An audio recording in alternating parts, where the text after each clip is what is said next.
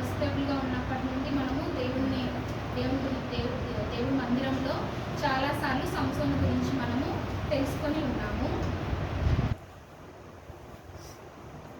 So న్యాయాధిపతుల గ్రంథము 13వ అధ్యాయం. న్యాయాధిపతుల గ్రంథము 13వ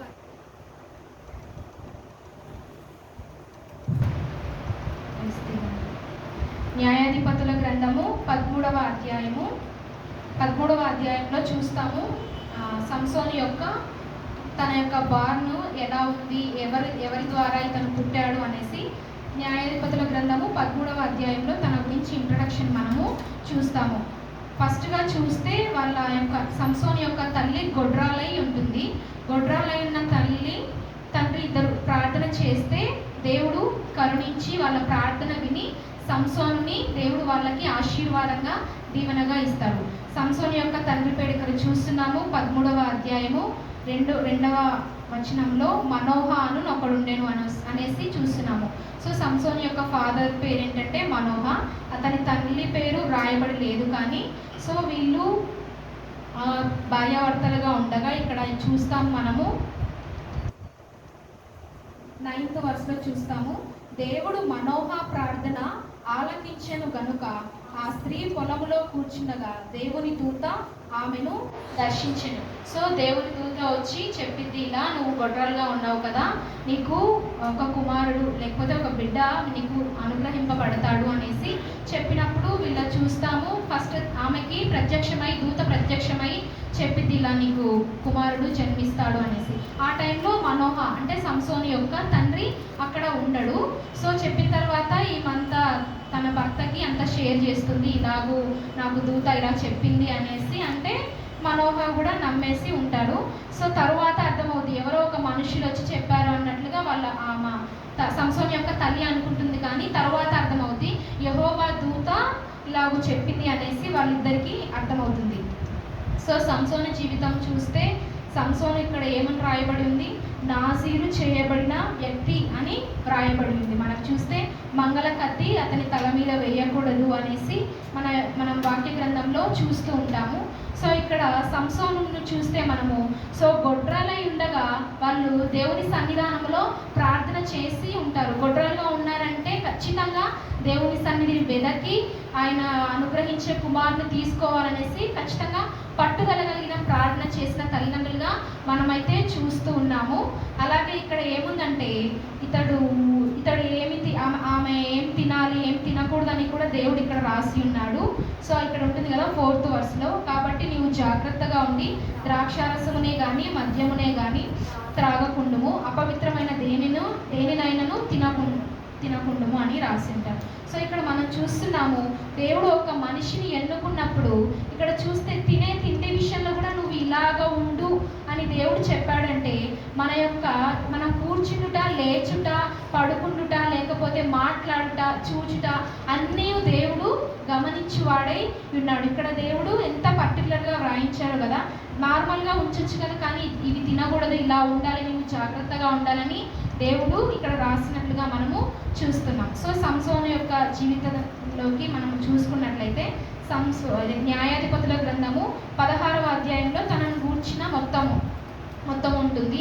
ఫస్ట్ సంసోనికి పెళ్ళై ఉంటుంది, తను ఫిలిస్తీన్ల కుమార్తెను చేసుకున్నట్లుగా మనం చూస్తాము.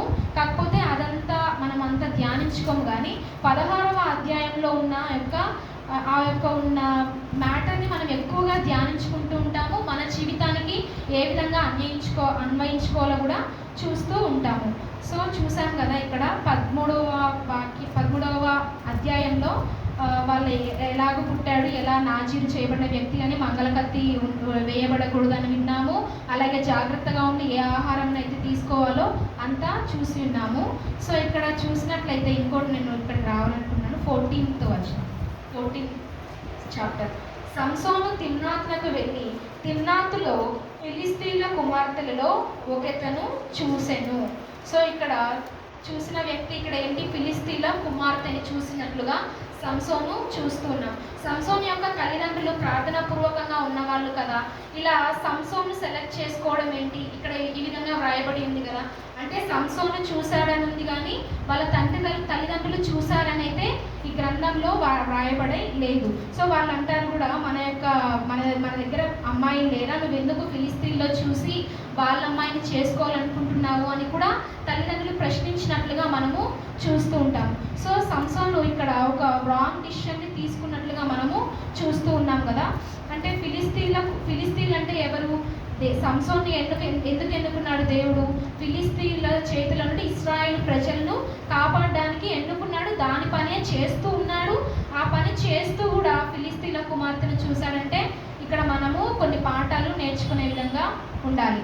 సో ఇక్కడ ఆ అమ్మాయిని నేను చేసుకోవచ్చా లేదా అని ప్రార్థనాపూర్వకంగా మనకు చేశాడో లేదో మనకి తెలియదు. శత్రువులలో నుండి మనకి దేవుడు ఎవరినైనా, లేకపోతే మన యొక్క ఫ్రెండ్గా కానీ మన కుటుంబంలో కానీ ఆ విధంగా చేస్తారా? చేయరు కదా.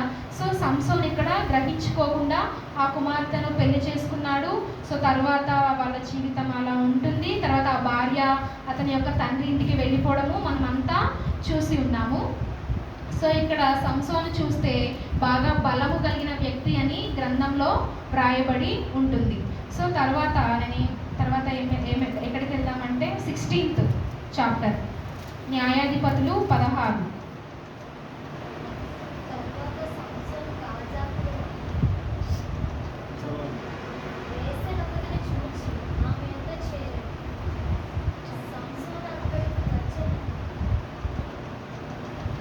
రాజావారికి తెలిసినప్పుడు వారు మాట పెట్టి, రేపు తెల్లవారిన తరువాత అతను చంపుదామనుకొని పట్టణపు ద్వారమునొద్ద ఆ రాత్రి అంతయు పొంచి ఉండిరి. సంసోను మధ్యరాత్రి వరకు పండుకొని మధ్యరాత్రి లేచి పట్టణపు తలుపులు వాటి 2 ద్వారబంధములను పట్టుకొని వాటి అడ్డకర్రతోటి వాటిని ఊడబెరికి తన భుజముల మీద పెట్టుకొని హెబ్రోనునకు ఎదురుగానున్న కొండ కొనకు వాటిని తీసుకొని పోయెను. ఇక్కడ చూసిన 4th పిమ్మట అతడు షోరేకు లోయలోనున్న దెలీలా అను స్త్రీని మోహింపగా. సో ఒక స్త్రీ గురించి మనం చూసి ఉన్నాము. ఆమెతో వివాహం అవుద్ది. తర్వాత తండ్రి ఇంటికి కూడా ఆమె వెళ్ళడం జరిగింది. ఇక్కడ ఇంకో స్త్రీ వచ్చినట్లుగా చూస్తున్నాం. సో మనకు మామూలుగా చూస్తే మనుష్య రీతిగా ఉన్నప్పుడు మన యొక్క విషయంలో మనం ఎక్కువగా పడిపోయేది ఏంటి ఉంటుందంటే, స్త్రీ అయితే పురుషుని మీద మోహించి పడిపోవడం కానీ, పురుషుడైతే స్త్రీ మీద మోహించి పడిపోవడం కానీ మనము చూస్తూ ఉంటాము. ఎక్కువగా అదే జరిగింది. ఎందుకంటే శరీరాశ వల్ల మనము ఆ విధంగా చేస్తుంటాం. ఇక్కడ దెలీలా అనే ఆమె వచ్చింది అని సంసోను గుర్తించినప్పుడు తను ఎటువంటి డిసిషన్ తీసుకున్నాడో చూడండి. అంటే ఇది ప్రార్థనాపూర్వకంగా తీసుకున్నాడా లేదా అనే తను చెక్ చేసుకున్నాడా? లేదు. సో ఒక మిస్టేక్ అనేది తన లైఫ్లో ఇంతకుముందు చేశాడు. కానీ చేసిన తర్వాత కూడా మళ్ళీ నేను నా తల్లిదండ్రులకు లోబడి నా తల్లిదండ్రులకు ఇష్టపూర్వకంగా చేసుకోవాలి అని అనుకున్నాడా? అనుకోకుండా మరలా ఇంకొక అమ్మాయిని మోహించినట్లుగా చూస్తూ ఉన్నాము. అంటే మనం ఏం గ్రహించాలంటే, మన జీవితంలో ఎవరైనా వస్తున్నప్పుడు కానీ, మనం ఒక ఫ్రెండ్స్ వస్తున్నప్పుడు కానీ, మన కుటుంబంలో ఎవరైనా కొత్తగా రిలేటివ్స్ యాడ్ అవుతున్నప్పుడు కానీ, మనము హైదరాబాద్లో ఇక్కడ వచ్చి ఉంటాము. ఎవరెవరో మనకు పరిచయం అవుతూ ఉంటారు. ఇంట్లో ఉన్న వాళ్ళైతే ఇంటి చుట్టుపక్కల ఉన్న వాళ్ళు, హాస్టల్లో ఉన్న వాళ్ళైతే రూమ్లో ఉన్న వాళ్ళు, రూమ్ పక్కన ఉన్న వాళ్ళు ఎంటర్ అవుతూ ఉంటారు. కానీ వాళ్ళు ఏ విధంగా మనతో మాట్లాడతారో మనకైతే తెలియదు. కొంతమంది మంచి ప్రవర్తనగా ఉండి మనతో కలిసిపోతారు. కొంతమంది చెడ్డ ప్రవర్తన కలిగి కావాలనే మనతో మాట్లాడినట్లుగా ఉంటారు. కాబట్టి మనము ఫస్ట్ ఎవరైనా మన జీవితంలో ఎంటర్ అవుతున్నారు అని తెలిసినప్పుడు మనం ప్రార్థన పూర్వకంగా, దేవా వీళ్ళతో నేను సహవాసం చేయొచ్చా, వీళ్ళతో నేను మాట్లాడచ్చా, వీళ్ళతో నేను ఫ్రెండ్షిప్ చేయొచ్చా అని మనము దేవుని సన్నిధానంలో అడిగినప్పుడు దేవుడు ఖచ్చితంగా బయలుపరుస్తాడు. ఎందుకంటే ఆయన సహాయం తీసుకొని మనము వెళ్తున్నాం కాబట్టి ఖచ్చితంగా దేవుడైతే మార్గాన్ని సిద్ధపరుస్తాడు. ఇక్కడ మనం ఏం నేర్చుకుంటామంటే, సో మన జీవితంలోనికి ఎవరైనా ఎంటర్ అవుతున్నప్పుడు మనం ప్రార్థన చేసుకుంటున్నాం. అది వ్యక్తులు కావచ్చు, పరిస్థితులు కావచ్చు, ఉద్యోగాలు కావచ్చు, ఆర్థికంగా కావచ్చు, అది ఏ విషయంలో అయినా సరే నూతనముగా మన జీవితంలోనికి ఏదైనా ఎంటర్ అవుతుంది అంటే మనము ఖచ్చితంగా ప్రార్థన అనేది చేసుకోవాలి. సో అలాగే ఇక్కడ చూస్తున్నాం కదా, ఇక్కడ ఈ దెలీలా అనే ఆమె వాళ్ళు ఫిలిస్తీన్ చెప్తారు, ఇతడు ఎలాగో నిన్ను ప్రేమిస్తున్నాడు కదా, అతని బలము దేంతో ఉందో ఒకసారి కనుక్కో. ఆ బలాన్ని మనం కనుక్కున్నప్పుడు అతన్ని ఓడించవచ్చు, అతని కళ్ళు ఊడబెరికేసి తనని చుట్టుపట్టుకొని కొట్టేయచ్చు అనేసి అంతా చెప్తారు. తన బలాన్ని ఫస్ట్ వెళ్ళిపోతే మనం ఫిలిస్తీన్లం ప్రబలంగా ఉండొచ్చు అనేసి చెప్తారు. సో ఈ దెలీలా ఏం చేసిద్దంటే, సార్లు అడుగుతుంది. సో మొత్తం ఈ 16వ అధ్యాయంలో 3 సార్లు ఆమె అడిగినట్లుగా చూస్తాం. అంటే నీ బలం ఎక్కడుంటుంది, ఏ బలం చేత నువ్వు ఫిలిస్తీన్ను కొడుతున్నావు, ఏ బలం చేత మమ్మల్ని అందరినీ నాశనం చేస్తున్నావు, నాకు ఒకసారి తెలుపు అనేసి 3 సార్లు అడిగినట్టుగా అయితే చూస్తున్నాం. ఫస్ట్ అడిగినప్పుడు ఏం చెప్తాడంటే 7 నిరువంజి చెవులను ఇలా తీసుకొని వస్తే నా బలం దాంతో వెళ్ళిపోతుంది అంటాడు. తర్వాత సెకండ్ ఏం చెప్తాడంటే పేనిన సన్ననారతో దాన్ని పట్టుకుంటే నా బలం పోతుంది అంటాడు. మూడవసారి ఏం చెప్తాడంటే నీవు నా జడలను 7 అల్లిన తరువాత అనేసి 3 విధాలుగా చెప్తాడు. 16వ అధ్యాయంలో అయితే మొత్తం ఉంటుంది.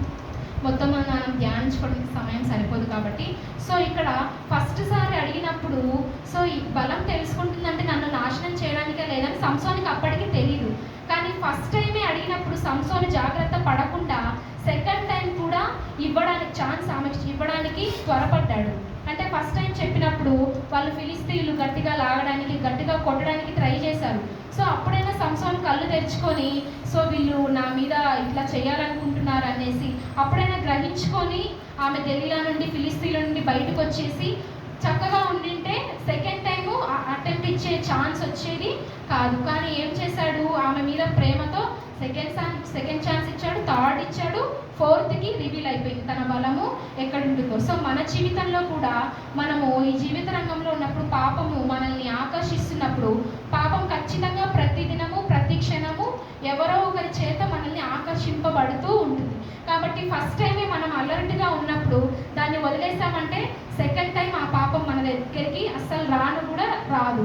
సో మనము ఇచ్చే ఛాన్స్ను బట్టే సెకండ్ టైమా థర్డ్ టైమా లేకపోతే జీవితానంతరమా ఆ పాపం అనేది వస్తుంది.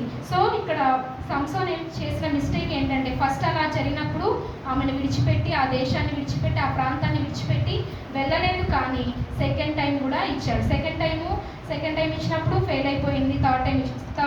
ఫోర్త్ టైం ఇచ్చినప్పుడు మాత్రం ఫిలిస్తీన్లది సక్సెస్ అయినట్టుగా మనము చూస్తుంటాం. ఇక్కడ చూసినట్లయితే 16వ అధ్యాయము 16వ వచనంలో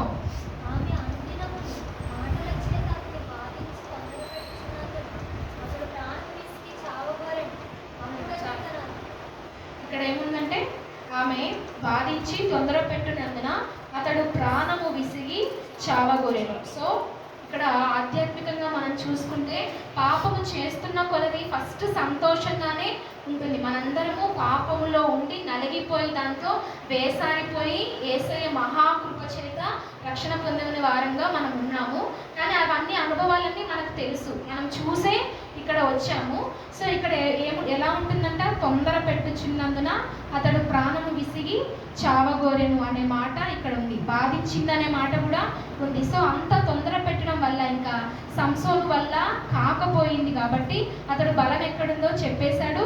ఆ బలం చెప్పిన తర్వాత వాళ్ళు అంత చేయడం జరిగింది. సో మనం ఇక్కడ చూసుకున్నట్లే ఏమైతే తొందర పెట్టుచున్నందున పాపం మనల్ని చేయడానికి తొందర పెడుతూ ఉంటుంది. సో మనం ఏదైనా దేవుని కార్యాలు చేయడానికి చాలా రోజులు పోస్ట్ పోన్ చేస్తాం. కానీ ఒక పాపం చేయడానికి ఒక సెకండ్ కూడా ఆలోచించే విధంగా మనము ఉండకుండా ఉంటాం. దేవుని కార్యాలు లేకపోతే ఆయన ప్రార్థన చేసుకోవాలన్నా, వాక్యం చదువుకోవాలన్నా, లేకపోతే కొన్ని తీర్మానాలు తీసుకొని లేకపోతే ఆ విధంగా జీవించాలన్నా, ఉపవాసాలు చేయాలన్నా, దేవుని వాక్యం చాలా రోజులైంది ధ్యానించాలన్నా వాటికి మనం తొందరగా అడిక్ట్ అవ్వం. కానీ దేవుని వాక్యానికి పాపానికి మనము తొందర అవుతూ ఉంటాం. అపవాది మనల్ని తొందర పెట్టేవాడు అనేసి మన జీవితంలో మనము ఖచ్చితంగా గుర్తించాలి. అప్పుడు తొందర పెట్టినప్పుడు అతడి ప్రాణం విసిగి చావగొరెను. అంటే పాపం మొదట్లో సంతోషాన్ని ఇస్తూ అలా తరువాత కొంచెం విసిగించినా మళ్ళీ పాపమే ఏం చేస్తుందంటే సంతోషాన్ని ఇస్తుంది.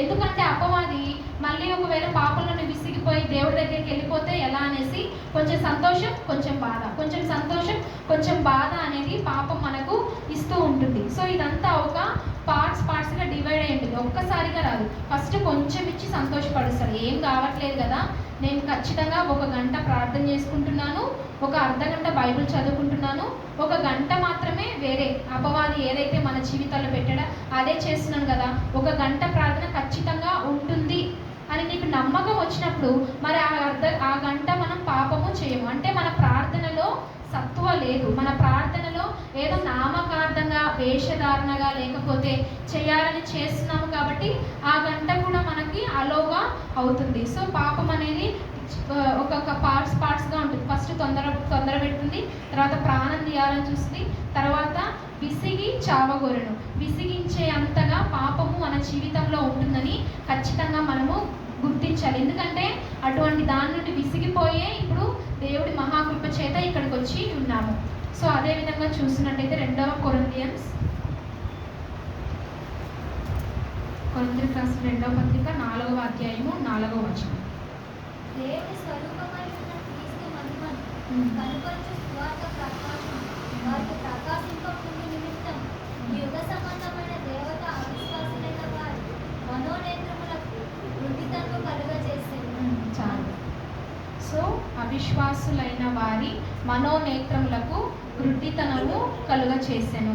అంటే పాపంలో ఉన్నప్పుడు మనకి పాపపు కళ్ళే ఉంటాయి. ఎట్లా అంటే సో ఆ యొక్క పాపం అనేది మనకి ఫస్ట్ ఒక మాస్క్ అనేది మన కళ్ళకు వేసేసి ఏం చేస్తుంది, ఆ పాపము నువ్వు ఎటువంటివైతే ఏ పాపంలో ఉన్నప్పుడు ఎటువంటివైతే చూడాలో వాటికే ఆ యొక్క ముసుగు వేస్తూ ఉంటుంది.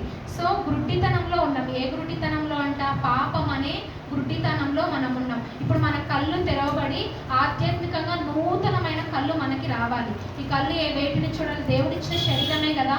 సో మనము అంధత్వంలో పడిపోకుండా, ఈ యొక్క లోక పోకడానికి పడిపోకుండా యవనస్తులుగా ఉంటాము. కాబట్టి ఈ యొక్క యవన కాలంలో ఈ యొక్క గుడ్డితనానికి అపవాది గుడ్డి కలుగజేస్తారంట. అంటే చూడడానికి మన కళ్ళు ఉంటాయి, అందరినీ చూస్తూ ఉంటాం, కానీ ఆధ్యాత్మికంగా గుడ్డివారమై ఆధ్యాత్మికంగా భ్రష్టత్రులమై పోతూ ఉంటాం.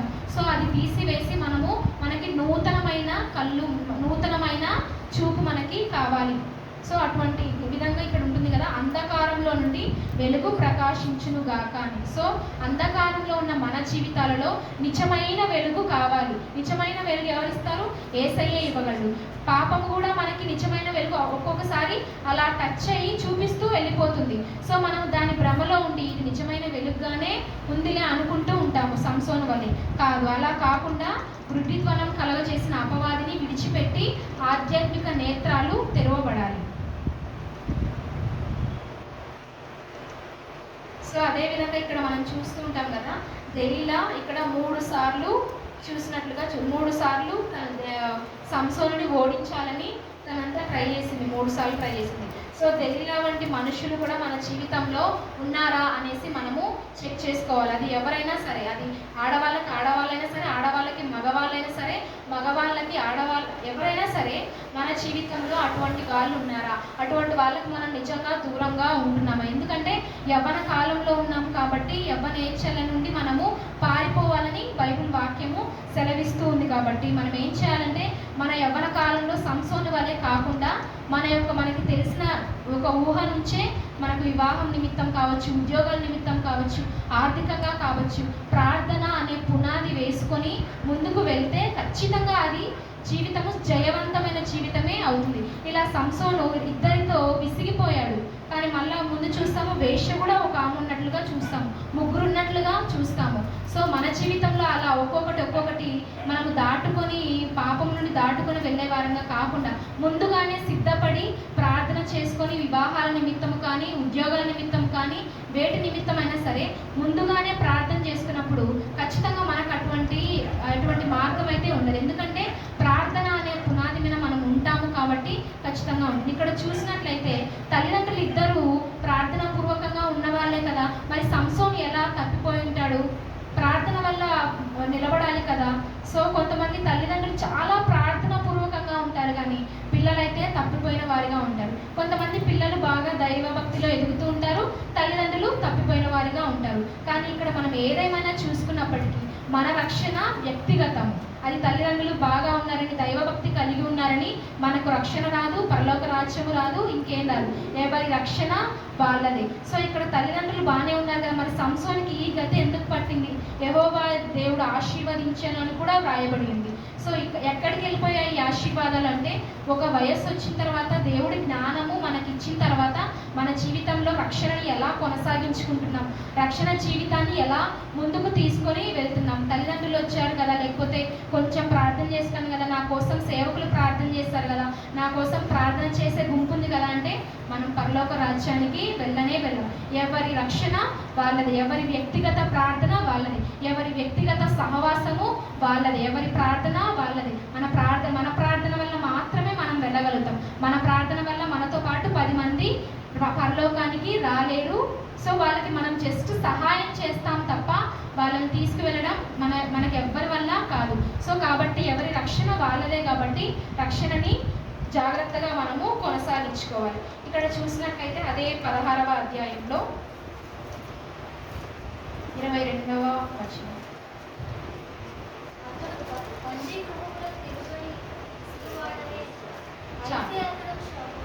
అతడు బందీ గృహములో తిరుగలి విసురువాడాయను. సో ఇక్కడ ఫిలిస్తీన్లు సంసోన్ని మొత్తం పట్టుకొని తన బలం తనలో నుండి తీసివేసినప్పుడు ఏమైపోయాడంట? బందీ గృహములో తిరుగలి విసురువాడాయను. సో ఇక్కడ ఏం నేర్చుకోవాలంటే మనము, సో ఎటువంటి స్థితి నుండి ఎటువంటి స్థితికి వచ్చాడు? ఎంతో మందిని దవడ ఎముకలతో కావచ్చు, చాలా బలవంతుడు కాబట్టి తన చేతితో కూడా చాలా మందిని చంపే ఉంటాడు సంసోను. కానీ చివరికి ఎలా అయ్యాడు? తన బలాన్ని కాపాడుకొనక బందీ గృహంలో తిరగలి విసరివాడాయన అన్నట్లుగా ఇక్కడ చూస్తూ ఉంటాము. సో మనకిచ్చిన దేవుడిచ్చిన బలాన్ని మనము మంచి విధానంలో లేకపోతే దేవుడి సువార్త విధానంలో ఆధ్యాత్మికంగా మనం కొనసాగించుకోకపోతే ఇంత బ్రతికిన ఇంత బలంగా ఉన్న ఎన్ని సువార్తలు చెప్పినా లేకపోతే ఎన్ని పాటలు పాడినా ఎంత ఆరాధించినా ఆ యొక్క బలాన్ని మనము కాపాడుకోకపోతే ఒకానొక దినం ఎలా అయిపోయిందంట?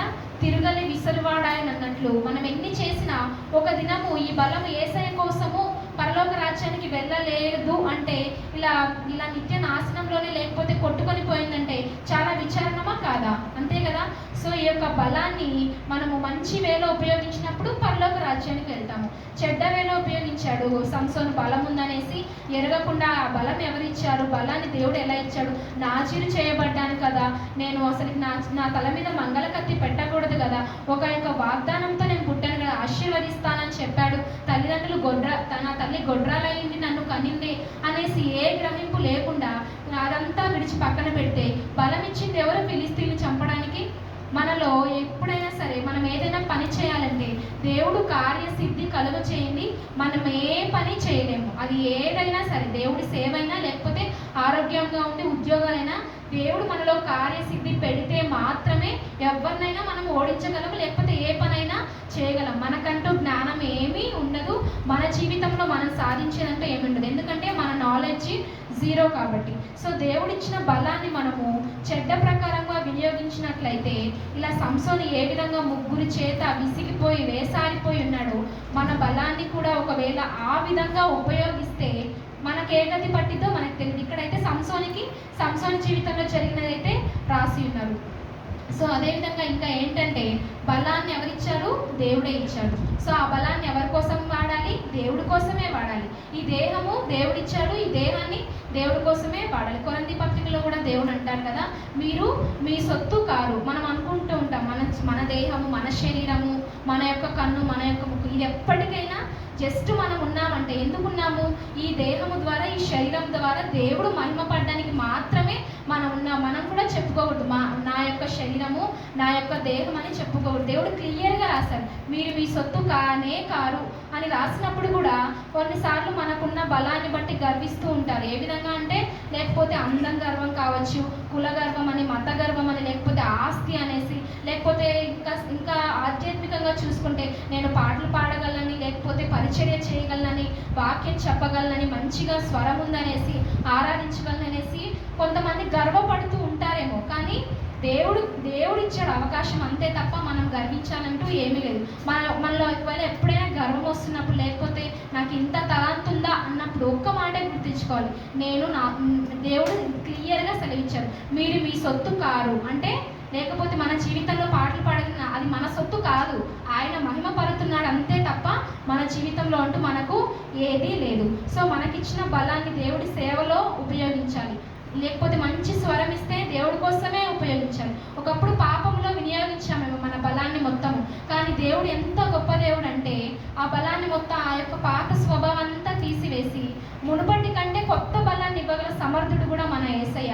కాబట్టి ఉన్న బలాన్ని దేవుడు మనకి ఇచ్చిన రక్షింపబడి ఆయన బాటలో నడుస్తున్నప్పుడు ఆయన ఇచ్చిన బలాన్ని ఆయన పరిచయలోనే వాడాలి, ఆయన మహిమ నిమిత్తమే పాడాలి. ఆయన ఇచ్చిన ఈ నోరు ఆయనే పాటలు పాడాలి.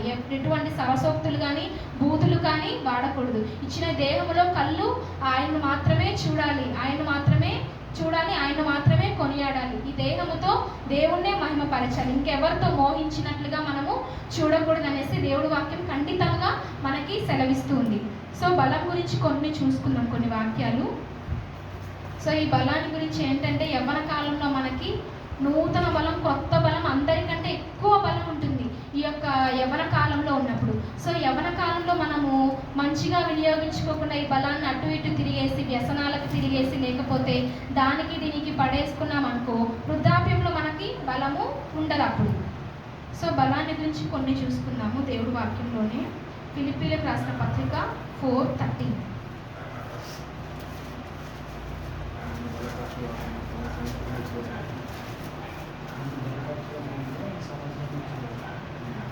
నన్ను బలపరచువాని యందే నేను సమస్తమును చేయగలను. అంటే ఎవరి యందు? దేవుడి యందు.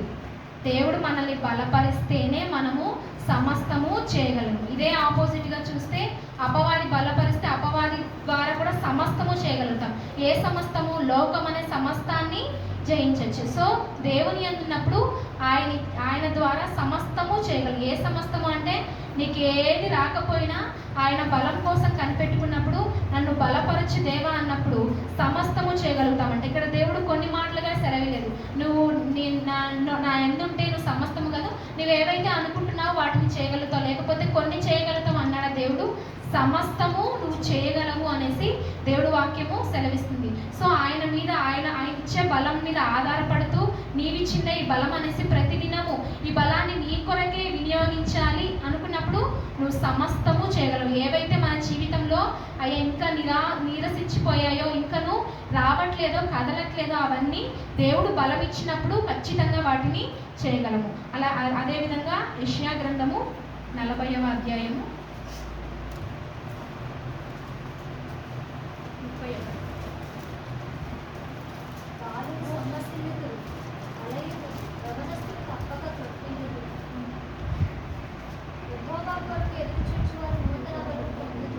వారి పక్షిరాజుల వల్ల రెక్కలు చాపి పైకి ఎగురు, అలేక పరిగెత్తుదురు, సమస్యలంతా నడిచిపోలేదు.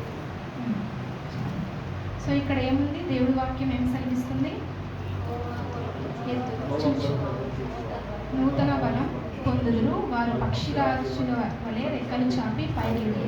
ఇక్కడ మనము ఆధ్యాత్మికంగా ఒక్కొక్క స్టెప్ ముందుకు వెళుతూ ఉన్నప్పుడు మనకి నిజంగా యెహోవా కొరకు ఎదురు చూచేవారు నూతన బలం పొందుదురు అనేది నిజంగా అనుభవపూర్వకంగా మనం చూడగలుగుతాం ఎప్పుడైతే మనము ఒక్కొక్క స్టెప్ దేవుల్లో ఉన్నప్పుడు. ఎందుకంటే ఈ లోకంలో ఎక్కడ దేనికోసం చూసినా, లేకపోతే ఒకవేళ ఉద్యోగాలు చేస్తున్నప్పుడైనా ఈ ఉద్యోగాలు ఎప్పుడు పోతాయో, లేకపోతే ఇవి చేయలేకపోతున్నాము, లేకపోతే ఆర్థికంగా ఉన్నప్పుడు వీటి నుంచి ఏ సంతోషం రావట్లేదు, ఎన్ని ఇల్లులున్నా సంతోషం రావట్లేదు, ఎంత ఆస్తున్నా ఆనందం రావట్లేదు అనుకున్నప్పుడు ఈ వాక్యం చదువుతున్నప్పుడు కాదు కానీ అనుభవపూర్వకంగా తెలుసుకున్నప్పుడు నిజంగా మనం నూతన బలాన్ని పొందుకుంటాం. చాలా మంచిగా ఉంది కదా, యెహోవా కొరకు ఎదురు చూచువారు నూతన బలము పొందుదురు. సో మనలో చాలా మందిని ఎన్నో వాటి కోసం ఎదురు చూసి ఉంటాం. ఇప్పుడు ప్రెసెంట్గా ఉన్నప్పుడైతే ఉద్యోగాల నిమిత్తం కానీ, ఇళ్ళ నిమిత్తం కానీ, లేకపోతే వివాహాల నిమిత్తం కానీ, ఆర్థికంగా కానీ ఎన్నోసార్లు వేటి కోసమో ఎదురు చూసి ఉంటాం. కానీ మనకు ఆనందం వచ్చిందా? ఎప్పుడు ఆనందం రాలేదు, ఎప్పుడు నిరాశ వచ్చింది. కానీ ఒకవేళ ఉద్యోగం కోసం ఎదురు చూసి పొందుకున్నప్పుడు ఉద్యోగంలో వచ్చిన ఆనందం వచ్చిందా? రాలేదు. ఆ ఒక్క రోజే, లేకపోతే ఆ ఒక్క నెల మాత్రమే ఆనందం వస్తుంది. కానీ యెహోవా కొరకు ఎదురు చూచువారు నూతన బలము పొందుదురు. ప్రతిదినము క్రైస్తవులు లేకపోతే దేవుని బిడ్డలుగా పిలువబడుతున్న వాళ్ళు ఏం లేకపోయినా ఎలా ఆనందంగా ఉంటారు? వాళ్ళు యెహోవా కొరకు ఎదురు చూస్తూనే ఉంటారు కాబట్టి ఆనందంగా ఉండగలుగుతారు. సో మన జీవితంలో దేనికోసం చూసుకున్నా దేవుడే సెలవిచ్చాడు, ఈ లోకంలో ఏది శాశ్వతం కాదు, నేను మాత్రమే, నా చిత్తం మాత్రమే శాశ్వతంగా జరుగుతుంది అనేసి దేవుడు సెలవిచ్చాడు. సో యెహోవా కోసం మాత్రమే మనమందరం దేనికోసం ఎదురు చూస్తూ ఉంటాము? ఈ లోకంలో ఉన్నప్పుడు మనం లోకాశలకి మనము చూడము. ఎందుకంటే ఈ లోకాశలన్నీ చూసాము, అనుభవించాము, వాటి వల్ల విసిగిపోయాము. అవన్నీ వద్దు ప్రభువా అని ఆయన పాదాలను పట్టుకొని రక్షణలో ఎదుగుతూ వచ్చాము. సో ఇప్పుడు మనం ఎవరి కోసము? యేసయ్య కోసం ఎదురు చూసే వాళ్ళంగా ఉండాలి. యేసయ్య కోసం ఎదురు చూస్తున్నప్పుడు మనకి నిరాశ రానే రాదు. యేసయ్య కోసము పని చేస్తున్నప్పుడు నిరాశ అనేది రానే రాదు. యెహోవా కొరకు ఎదురు చూచువారు నూతన బలం అంట. నూతనంగా బలాన్ని దేవుడు ఇస్తానని చెప్తున్నాడు. బలం ఇస్తానని చెప్పచ్చు కదా దేవుడు. నూతన బలాన్ని అంటే మన బలము వేసారిపోయిందంటే పాపములో ఉండి మన బలాన్ని ఏం చేస్తున్నాము, వృధా పరుచుకున్నాము. బలమంతా లేదు. ఇంకా పాపంలో ఉన్నప్పుడు బలం ఏమీ ఉండదు. పైకి మనుషులంగా ఒకవేళ గంభీరంగా కనపచ్చినా లేకపోతే అన్నీ కనపచ్చినా లేదు. కానీ దేవుడు ఏం సెలవిస్తున్నాడు, నీలో బలం లేదు, నేను నూతన బలం నేను నీకు ఇవ్వాలి, నీ దగ్గర లేదు కాబట్టి అనేసి అంటున్నాడు. సో ప్రతిరోజు మనము యెహోవా కోసం ఎదురు చూసే వాళ్ళంగానే ఉండాలి. ప్రతిదినము ప్రార్థనలో పోరాడుతూ ప్రభువా నేను నిన్ను చూడాలి, నిన్ను ఎదుర్కోవాలి అనేసి, లేకపోతే నిన్ను ముఖాముఖిగా నేను నిన్ను అర్థం చేసుకోవాలి, నేను మాటలను అర్థం చేసుకోవాలి, వాక్యంలో ఎదగాలనేసి అటువంటి ఎదురుచూపు ప్రతి క్రైస్తవుడికి ప్రతి దేవుని బిడ్డకి ఖచ్చితంగా ఆ ఎదురు చూపు ఉండాలి. సో మనము ఎలా ఎదురు చూస్తూ ఉండాలి, బలం అయితే ఎదురు చూస్తూ ఉన్నాము యేసయ్య ఇచ్చే బలం కోసం.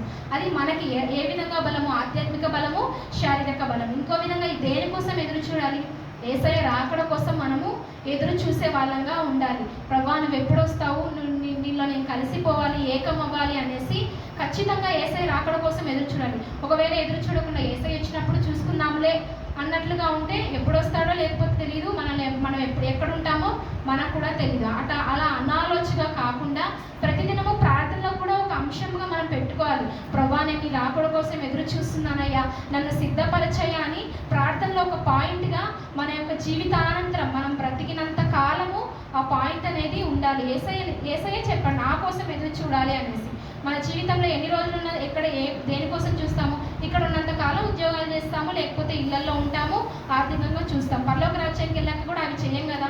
సో యేసయ్యతోనే యుగ యుగాలు ఉంటాము కాబట్టి ఆయన్ను చూసే వాళ్ళంగానే మనము ఉండాలి. అదేవిధంగా పైన కూడా ఉంటుంది కదా, సొమ్మసిల్లిన వారికి బలమిచ్చేవాడు ఆయనే. సొమ్మసిల్లిన వారంటే ప్రస్తుతం మామూలుగా చూసుకుంటే ఆరోగ్యపరంగా మనం కొన్నిసార్లు సొమ్మసిల్లుతూ ఉంటాము. దానికి దేవుడు ఖచ్చితంగా 100కి 200% ఖచ్చితంగా బలం ఇస్తాడు ఆయన బిడ్డలుగా ప్రార్థన చేసినప్పుడు. సో ఆ బలము మనకి ఉంది. సొమ్మసిల్లిన వారికి బలం ఇచ్చేవాడు ఆయన అంటే పాపం అనే దాంతో సొమ్మసిల్లిపోయాం, నీరసిల్లిపోయి కొంతమంది ఏడుస్తూ ఉంటారు, పాపంలో విసిగిపోయి. అది ఎవ్వరికీ తెలియదు. మన ఇక్కడ కూర్చున్న వాళ్ళు కూడా ఎవ్వరము చెప్పుకోము నేను ఇలా ఏడ్చాను ఆ పాపం నిమిత్తము అనేసి. ఎవరితో పంచుకుంటాం, యేసయ్య దగ్గర మాత్రమే పంచుకుంటూ ఉంటాము. సో చాలాసార్లు ఏడ్చి ఇంకా విసిగిపోయి వేసారిపోయి లోకంలో ఏంటి నా బ్రతుకు అని ప్రతి ఒక్కరం కూడా అనుకొని ఉంటాము. ప్రతి ఒక్కరం కూడా ఎందుకు ఈ బ్రతుకు అని కూడా అనుకుంటూ ఉంటాము. సో సొమ్మసిల్లిన వాళ్ళకి బలమిచ్చేవాడు ఆయనే అంట. శక్తిహీనులకు బలాభివృద్ధి కలుగ చేయువాడు ఆయనే. సో మనము పాపంలో పడిపోయి బలం లేక ఇంకా నా జీవితం ఎట్టుపోతుందో తెలియట్లేదు ప్రభువా అనుకున్నప్పుడు ఆయన ఆత్మీయ బలాన్ని ఇస్తాడు. ఎందుకంటే ఆత్మీయ బలం మనకు ఉన్నప్పుడు మన దగ్గర ఏవి కొదువుగా ఉన్నాయో మనం వాటి వైపు చూడము. ఇంకా బలం కావాలి ప్రభువా, ఇంకా నీ కోసం ప్రయాసపడాలి, ఇంకా నీలో ఎదగాలి, ఇంకా నువ్వు నీలో ఫలించాలనేసి దానికోసం మాత్రమే మనము చూస్తూ ఉంటాం. ఈ లోకంలో ఎన్ని రోజులు బ్రతుకుతామో మనకి తెలియదు. కాబట్టి ఎదురు చూపు కానీ బలము కానీ ఆత్మీయ బలం కానీ దేనికోసం ఉండాలి, యేసయ్య రాకడలో మనల్ని మనము సిద్ధపరచుకొని యేసయ్య రాకడలో ఎత్తబడడానికి మాత్రమే, దానికోసమే మనం బలం అడగాలి. ఈ లోకంలో ఉన్నవన్నీ అశాశ్వతము, అవి ఉంటాయి, ఈరోజు ఉంటాయి, రేపు పోతాయి, ఎల్లుండి వస్తాయి, మళ్ళీ పోతాయి. సో వాటి నిమిత్తము కాదు కానీ ప్రభువా నాకు బలము దయచేయి, రాకడ కోసం ఎదురు చూసే బలము దయచేయి, బలం నా దగ్గర లేదు, దానికోసం ఎదురు చూడాలనేసి ఖచ్చితంగా మనము ఎదురు చూడాలి. సో అదేవిధంగా కీర్తనల గ్రంథం 38:10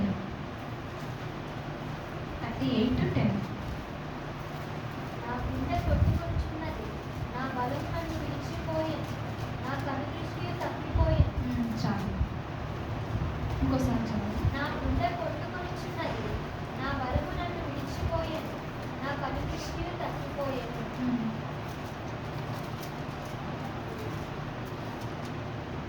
సో నా గుండె కొట్టుకొనుచున్నది, నా బలము నన్ను విడిచిపోయింది. సో మనం చూసుకున్నట్లయితే సంసోను బలం కూడా పోయిందా లేదా? పోయింది. తర్వాత ప్రార్థన చేశాడు, దేవుడు బలాన్ని ఇచ్చాడు, మళ్ళా ఫిలిస్తీన్ని కొట్టే అవకాశం అయితే దేవుడు ఇచ్చాడు. సో ఉన్న బలాన్ని మనము పోగొట్టుకున్న వాళ్ళగా ఉండి చాలాసార్లు అనుకుంటూ ఉంటాను నా బలము నన్ను విడిచిపోయింది. కొంతమందికి అయితే ఆత్మీయంగా ఆత్మ వాళ్ళలో లేదని కూడా తెలియకుండా జీవిస్తూ ఉంటారు. మనం ఆ విధంగా ఉండకూడదు. సో మన యొక్క ఆత్మ మనలో ఉందా? ఆధ్యాత్మికంగా మనం జీవిస్తున్నామా?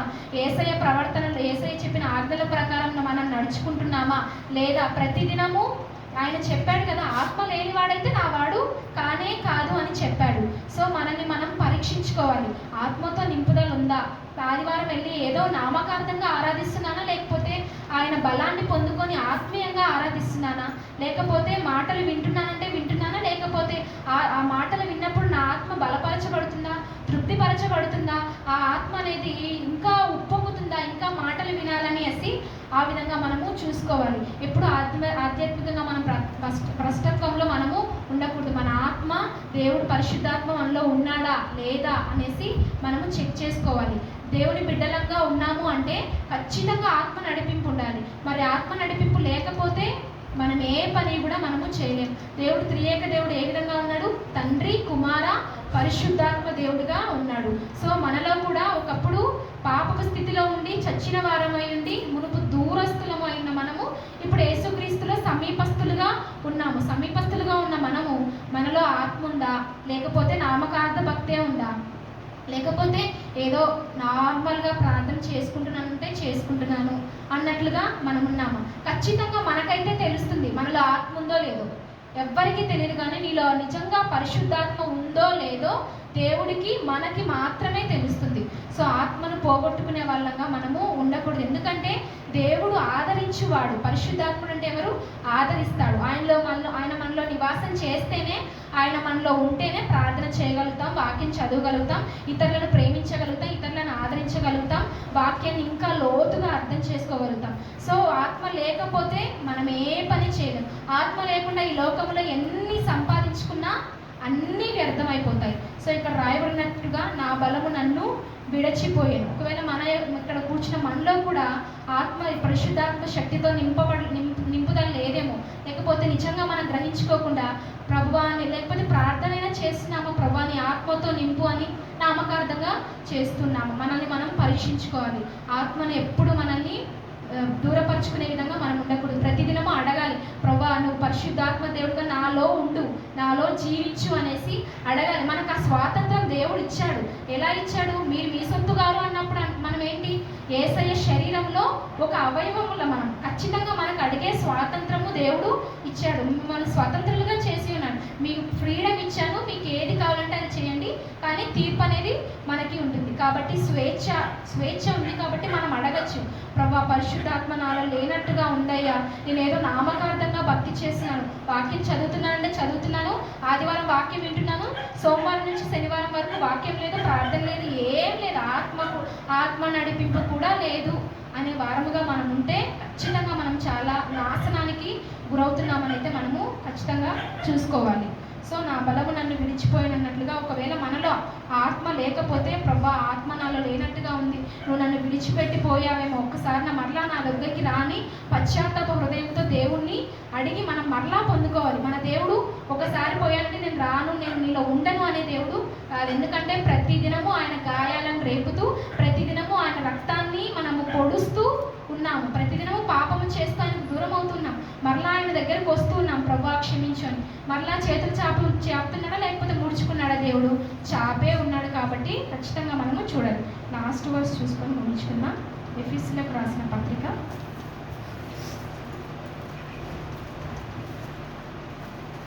3వ అధ్యాయం 18వ వచనం. మీరు అంతరంగ పురుషుని శక్తి కలిగి ఆయన ఆత్మ వలన బలపరచబడినట్లుగా. చాలు. ఇక్కడ ఏముంది? మీరు అంతరంగ పురుషుని యందు శక్తి కలిగి ఆయన ఆత్మ వలన బలపరచబడునట్లుగాను. ఇప్పుడే మనం చూసుకున్నాం కదా, ఆత్మ మనలో లేకపోతే మన జీవితము నాశనానికి వస్తుంది అనేసి. సో ఈ ఆత్మ మనల్ని ఏం చేస్తుందంట? బలపరుస్తుంది. ఇక్కడే వాక్యం సెలవిస్తుంది కదా, మీ అంతరంగ పురుషుని యందు శక్తి కలిగి ఆయన ఆత్మ వలన బలపరచబడునట్లు. సో ఆత్మ మనలో ఎందుకు ఉండాలి అంటే బలపరుస్తుంది. యేసయ్య రాకడ కోసం ఎదురు చూసే బలం ఇస్తుంది, లేకపోతే ప్రార్థన చేసే బలం ఇస్తుంది, వాక్యం చదివే బలం ఇస్తుంది, వాక్యాన్ని అర్థం చేసుకునే బలం ఇస్తుంది, ప్రేమించే బలం ఇస్తుంది.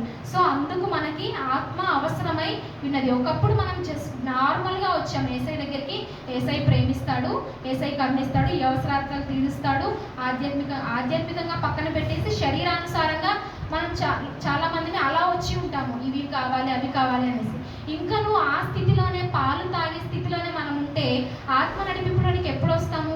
మనం చూస్తూ ఉన్నాం కదా అంత్య దినాల్లో మనం ఉన్నాము అనేసి. సో ఇంకా వాటి కోసం వీటి కోసం అడిగి, వాటి కోసం కన్నీరు కార్చి, లేకపోతే ఈ లోకంలో ఉన్నది ఖచ్చితంగా కావాలి. మన యొక్క శరీరం బలపరచబడాలి అంటే, శరీరానికి ఆహారం కావాలి అంటే, లేకపోతే మన ఇంట్లో వాళ్ళు ఈ ఆహారం కావాలంటే, మన అవసరతలు తీర్చాలంటే ఖచ్చితంగా కొన్ని అవసరతలు ఉన్నాయి కాబట్టి అవి కావాలి. ఉద్యోగాలు కానీ, ఇల్లు కానీ, ఆర్థిక ఇబ్బందులు కానీ కావాలి.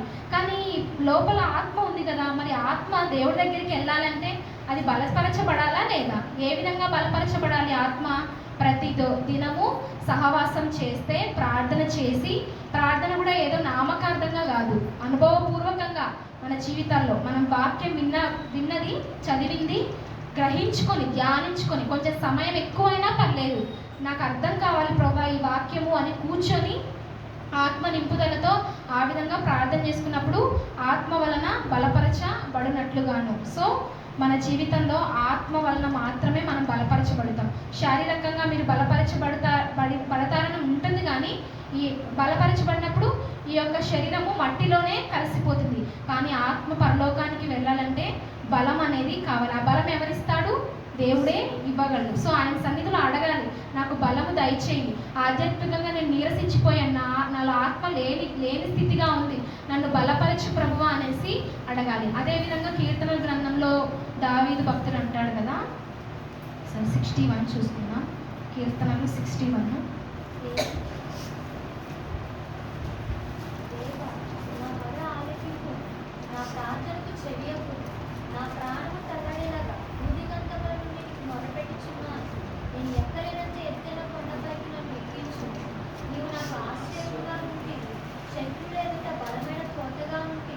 చాలు. నీవు నాకు ఆశ్రయముగా నుండివి, శత్రువుల ఎదుట బలమైన కోటగా నుండివి. మనము చాలా వరకు చూస్తే దావీదు భక్తుడే అంటారు కదా, నా బలమా, నా కేడమా, నా శృంగమా, బలమైన కోట నువ్వే అనేసి దావీదు భక్తుడు అంటాడు. మరి దావీదు భక్తుడు ఎలా అనగలిగాడు నా బలమా అనేసి? దావీదులో ఆత్మ ఉంది కాబట్టి ఆ మాటలు వచ్చాయి. మనకు వస్తాయి ఆ మాటలు? దేవుణ్ణి స్నేహితుడిగా, దేవుణ్ణి చాలా దగ్గరగా ఉండి అనుభవించిన వ్యక్తి కాబట్టి చాలా మాటలతో దేవుణ్ణి వర్ణించాడు, పొగిడాడు, అంతగా ఉన్నాడు. ఏ విధంగా వచ్చింది అదంతా దావీదు సహవాసములో దేవుడితో ఉన్నాడు కాబట్టి, ప్రార్థనలో ఉన్నాడు కాబట్టి, వాక్యాన్ని ధ్యానించుకున్నాడు కాబట్టి, దేవునితో ఒక అటాచ్మెంట్ కలిగి ఉన్నాడు కాబట్టి స్వేచ్ఛపూర్వకంగా మాట్లాడగలిగాడు. సో మనకి ఇష్టమైన వాళ్ళకి కొన్ని పేర్లు పెట్టుకొని అంటూ ఉంటాము. సో మనకి వాళ్ళతో ఉన్న రిలేషన్ని బట్టి ఎవరిని పడితే వాళ్ళని, రోడ్డు మీద ఉన్న వాళ్ళు, లేకపోతే మనం కొత్తగా ఉన్న వాళ్ళని అన్ని పేర్లు పెట్టి అనము. సో దావీదు భక్తుడు దేవాది దేవుణ్ణి ఇన్ని పేర్లుగా పిలుచుకున్నాడంటే బలమైన కోట ఉన్నది అనేసి, లేకపోతే నా శృంగమా, నా కేడమా అన్నాడంటే ఎంత అటాచ్మెంట్ ఉంటే ఆ మాటలు వస్తాయి. మన జీవితంలో కూడా మనతో దేవునితో ఉన్న అటాచ్మెంట్ని బట్టి మన ప్రార్థన అనేది ఉంటుంది. సో మనం నార్మల్గానే ఉన్నామనుకో, ఎప్పుడు చేసే ప్రార్థన చేస్తాము. అదే దేవునిలో ఉండి ఆత్మ బలపరచబడుతూ ముందుకు వెళ్తుందనుకో, అసలు మనకు తెలియని మాటలు వస్తాయి ప్రార్థనలో. ఆ విధంగా అనుభవపూర్వకంగా అటువంటి విధంగా మనం మాట్లాడాలి. ఆ విధంగా దేవుడిని ప్రేమించాలి, ఆ విధంగా కీర్తించాలి. ఎందుకంటే దేవుడు మనకు దూరంగా ఉన్నవాడు కాదు, మన తల్లిదండ్రుల కంటే చాలా ప్రియముగా మనకు ఉన్నవాడు కాబట్టి, తండ్రిగా మనకు ఉన్నాడు కాబట్టి చూసుకోవాలి. ఇక్కడ ఏముంది? శత్రువుల ఎదుట బలమైన కోటగా నుండి. బలమైన కోటగా అంట ఎవరి దగ్గర? శత్రువుల ఎదుట. సో శత్రువు అంటే మనం ఫస్ట్గా ఎవరిని చూస్తాం? అపవాదినే చూస్తాము. సో అపవాది మనల్ని లాగుతున్నప్పుడు, దేవుని బలం మనలో ఉన్నప్పుడు వాడు లాగలేడు. శత్రువు మన దగ్గరకు వస్తే వాడు రావడానికి కూడా భయపడతాడు. ఎందుకో వీడిలో బలం ఉంది, యేసయ్య బలం ఇచ్చాడు, ఒకవేళ నేను వెళ్ళి ఎదురుగా నిల్చున్నా యేసయ్య నాకు బలం దయచేయి వీడిని ఎదిరించడానికి అనేసి ఖచ్చితంగా పోట్లాడతాడు. కాబట్టి వాడు మన దగ్గరికి రావడానికి కూడా ట్రై చేయడు, కానీ ఏదో ఒక రూపంలో మళ్ళీ వస్తాడు అపవాది. ఎందుకంటే అపవాది పనే అది, మనల్ని ఎప్పుడెప్పుడు పడగొడదామా అనేసి. సో ఈ లోకరీతిగా కూడా మనకున్న లేకపోతే సమస్యలు మనకు శత్రువులుగా ఉండి మనల్ని బాధిస్తున్నప్పుడు ఆయన బలమైన కోటగా ఉంటాడు. అంటే కోట అంటే ఏంటి? చాలా నిండుగా ఉంటుంది కదా, మనం చూస్తూ ఉంటాం కోట అనేసి. బలమైన కోట అంటే ఆ కోటలో నిన్ను నన్ను దాస్తాడు ఆయన. శత్రువులకి అప్పగించకుండా నిన్ను నన్ను దాచుకొని ఆయన యొక్క హృదయంలో దాచుకుంటాడు ఆయన. ఆయన యొక్క రెక్కల నీళ్ళలో దాచుకున్న దేవుడిగా మనల్ని ఉంచుతాడు ఆయన. కాబట్టి ఆయన బలం ఆయనే. కాబట్టి మన బలమైన దేవుణ్ణి ఆశ్రయించాలి. ఎలాగైతే సంసోను ఏ విధంగా అయితే 3 స్త్రీలలో పడి తన బలాన్ని దేవుడిచ్చిన బలాన్ని దుర్వినియోగంగా చేసుకొని మరలా పొందుకున్నాడు. కానీ యవన కాలంలో ఉన్నప్పుడు ఆయన కోసం బ్రతికి ఆయన సిలువ ఎత్తుకొని ముందుకు వెళ్తున్నప్పుడు దేవుడు ప్రత్యేకంగా ఖచ్చితంగా ఒక ప్రత్యేకమైన బహుమానమే ఇస్తాడు. మన జీవితంలో ఇప్పుడు కాదులే, లేకపోతే పెళ్ళైన తర్వాత కానీ ఖాళీగా ఉన్నప్పుడు కానీ లేకపోతే వృద్ధాప్యంలో ఉన్నప్పుడు దేవుడి కోసం వాడబడతానులే, ఈ బలం అప్పుడు ఇస్తానులే అంటే అప్పుడు బలము ఉండదు. ఎప్పటికప్పుడు నా ఆత్మ అనేది బలపరచబడుతూ ఉండాలి. సో ఈరోజు కొంచెం బలపరుస్తుందంటే రేపు ఇంకొంచెం, ఈరోజు బలపరచట్లేదంటే రేపు తగ్గిపోతుంది, ఎల్లుండి తగ్గిపోతుంది, అలా చివరికి 0 స్టేజ్కి వస్తుంది. కాబట్టి మన జీవితాల్లో యేసయ్య బలం ఇచ్చిన కొలది ఎప్పుడో వస్తాంలే అనుకోకుండా, మరి యేసయ్య కూడా మన యొక్క పాపముల నిమిత్తమై ఎప్పుడో మరణిస్తాంలే అనుకోవచ్చు కదా. కానీ మన కోసము మంచి వయసులో, యవ్వన వయసులో మరణించి అన్ని తిప్పలు పడి కూడా మనల్ని రక్షించాడు కదా. మన జీవితంలో కూడా ఎంగిలి బ్రతుకుగా కాకుండా ఆయన కోసం స్వచ్ఛమైన జీవితాన్ని మనం ఒకవేళ వివాహం కాని వారంగా ఉంటే దేవుడికి సమర్పించుకుందాం. అయ్యా ఈ జీవితం నీవిచ్చింది అనేసి ఆయన చేతిలో మన జీవితాన్ని పెట్టాలి. ఆయనకి ముందు స్థానం ఇచ్చేసి ప్రభువా ఈ జీవితం నీకు ఇస్తున్నాను అన్నప్పుడు ఖచ్చితంగా ఆయన సంతోషిస్తాడు. మన జీవితంలో మనల్ని అందరినీ సంతోషపరచాలనుకుంటాం, కానీ దేవుణ్ణి సంతోషపరచని వాళ్ళంగా ఉంటాం. ఏ విధంగా? దేవుడి వాక్యమే సెలవిస్తుంది కదా, ఆత్మను దుఃఖపరచకుడి అనేసి. ప్రతిదినము మన యొక్క ప్రవర్తన చూసి యేసయ్య ఏడుస్తున్నాడేమో. కాబట్టి మనం ఇక్కడ నుండి కూడా అటు వల్ల లేకుండా ప్రభువా నీ బలాన్ని నీవిచ్చావు, ఈ బలాన్ని నీ కోసమే ఉపయోగిస్తా, నీ కోసమే వాడబడతాను, ఎప్పుడో రానయ్యా, ఇప్పుడే నీకు సమర్పించుకుంటాను అనేసి ఒకవేళ ఆత్మ లేని వాళ్ళంగా మనం కలిగి జీవిస్తున్నట్టయితే దేవుడి పరిశుద్ధాత్మ శక్తిని ప్రార్థనలో మోకరించి పశ్చాత్తాప హృదయంతో మరలా ఆ పరిశుద్ధాత్మ శక్తిని మనము పొందుకొని ఆ విధంగా జీవించగలుగుతాం. చిన్న మాటలు మన వెనుకల్లో యేసయ్య దీవించిన కాక ఆమేన్. ప్రార్థన చేసుకుందాం. పరిశుద్ధుడా ప్రేమ నమ్మకం కలిగిన తండ్రి, శివాధిపతులైన యేసయ్యా నీకు స్తోత్రం తండ్రి. స్తోత్రం నాయన. కృపా సత్య సంపూర్ణుడా నీకు స్తోత్రము తండ్రి. ఆశ్చర్యకరుడా నీకు స్తోత్రము. వందనాలు యేసయ్యా నీకు స్తోత్రములు తండ్రి నాయన. అయ్యా ఈ ఆల్ నైట్ ప్రేయర్ను బట్టి నాయన నీకు కృతజ్ఞతలు చెల్లిస్తున్నాము దేవా, నీకు స్తోత్రములు తండ్రి. నీకు వందనాలు ప్రభా, నీకు స్తోత్రములు తండ్రి నాయన. ఏ పాటి వారమని ప్రభా నాయన నీ సన్నిధానానికి నడిపించుకున్నావు ప్రభా. నీ సన్నిధానంలో ఉన్న ప్రసన్నతను చూడాలని ప్రభా నాయన నడిపించిన విధానమునికై నాయన నీకు కృతజ్ఞతలు చెల్లించుకున్నాం పరమ తండ్రి. పాటల ద్వారా మాకు తోడుగా ఉండి ప్రభా నాయన తండ్రి ప్రభా నిన్ను మహిమపరిచే విధంగా పాడామని నమ్ముచున్నాము దేవా. అయ్యా తండ్రి ఆరాధన ఆత్మతో నిన్ను ఆరాధించామని ప్రభా నమ్ముతున్నాము తండ్రి. నీకు స్తోత్రములు దేవా. అయ్యా తండ్రి ప్రభా ధ్యానించుకున్న కొన్ని విషయాలను బట్టి ప్రభా నీకు స్తోత్రములు తండ్రి. మాకు తెలియజేసిన ప్రభా ప్రతి మాటను బట్టి నీకు కృతజ్ఞతలు తండ్రి. నీకు స్తోత్రములు తండ్రి. యవన కాలంలో ఉన్న సంసోను గురించి నాయన నేర్చుకొని ఉన్నాం తండ్రి ప్రభా నాయన. ఎటువంటి నెగిటివ్స్ అయితే ఉన్నాయో ప్రభా అవి మేము చేయకుండానట్లు ప్రభా బైబిల్ గ్రంథంలో రాసి ఉంచిన ఆయన తండ్రి ఆ ప్రకారముగా కాకుండా ప్రభా తండ్రి అయ్యా నీ కొరకు జీవించాలని ప్రభా నాయన నీవు ప్రభా ఆశ కలిగిన దేవుడవు తండ్రి. నీకు స్తోత్రములు తండ్రి నాయన.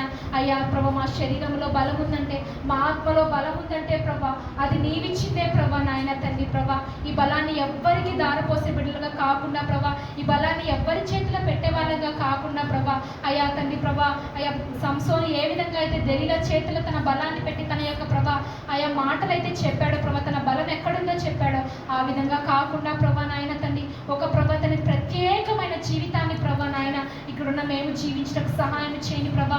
వాక్య ప్రకారం మా జీవితాలను కట్టుకోవాలి తండ్రి నాయన. ప్రార్థనే ప్రభా అనుభవంలోనికి మేము వెళ్ళగాలి ప్రభా. అయ్యా నో ప్రభా తను ఏదో నామకార్థంగా ప్రార్థన కాదయ్యా తండ్రి, బలము కలిగిన ఆయన ప్రార్థించాలి ప్రభా. అయ్యా ఆత్మ లేని వాడైతే నా వాడు కాదని చెప్పావు తండ్రి నాయన. అయ్యా తండ్రి ప్రభా ఆత్మను పోగొట్టుకున్న వారముగా ఉంటే దయతో క్షమించండి దేవా, దయతో మన్నించండి ప్రభా. అయ్యా మరలా మాలోనికి రాదేవా. నీకు స్తోత్రములు నాయన. అయ్యా ప్రభా మిమ్మల్ని ఆహ్వానిస్తున్నాము తండ్రి. పరిశుద్ధాత్మ దేవుడుగా నాయన తండ్రి ప్రభా మాలో నివాసము చేయమని ప్రభా అయ్యా నీతో కలిసి జీవించే అనుభవాలు ప్రభా నీలో ఏకమయ్యే అనుభవాలు ప్రభా మాకు దయచేయమని ప్రభా ప్రార్థిస్తున్నాను తండ్రి. నీకు స్తోత్రములు తండ్రి, నీకు వందనాలు తండ్రి ప్రభా. విన్న వాక్యమును బట్టి నీకు స్తోత్రములు తండ్రి నాయన.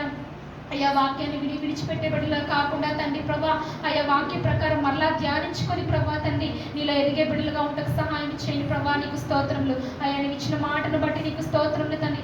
ఆత్మ బలపరిచినట్లుగా నన్ను వాక్యం సెలవిస్తుంది తండ్రి. ఎంత గొప్ప దేవుడవు తండ్రి. నీకు స్తోత్రములు దేవా నాయన. సొమ్మసిలిన వారికి బలము దయచేయవాడవు నీవే తండ్రి. నీకు స్తోత్రములు తండ్రి నాయన. నిజమే కదా ప్రభా, ఈ లోకములో దేని కోసము చూసినా ప్రభా అలసటే కానీ ప్రభా యెహోవా కొరకు ఎదురు చూచువారు నూతన బలం పొందుతున్న రీతిగా నాయన అయ్యా వాగ్దానాన్ని మా జీవితంలో స్థిరపరచండి అయ్యా. నూతన బలం మాకు దయచేయండి అయ్యా. పాత బలాన్ని తీసివేసి ప్రభా నూతన బలముతో మమ్మల్ని నింపండి ప్రభా. నూతన శక్తితో మమ్మల్ని నింపమని ప్రభా ప్రార్థిస్తున్నాను తండ్రి. నీకు స్తోత్రములు దేవా, నీకు వందనాలు తండ్రి ప్రభా నాయన. అయ్యా ప్రభా నీ వాక్యము ప్రభా తండ్రి మా హృదయంలో పదిలపరుచుకుని ప్రభా ఆ ప్రకారం జీవిస్తున్నాయన తండ్రి ప్రభా. అయ్యా ఈ యొక్క యవ్వన యొక్క ప్రభా తండ్రి బలాన్ని ప్రభా నీ చేతిలోనే పెట్టి ప్రభా నీ కొరకే వాడబడ్డకు సహాయం చేసి ప్రభా కృప చూపమని ప్రభా తండ్రి సహాయం చేయమని ప్రభా యేసయ్య నామములో ఇచ్చిన ప్రార్థన అడిగి వేడుకొని పొంది ఉన్నాం పరమ తండ్రి. ఆమేన్.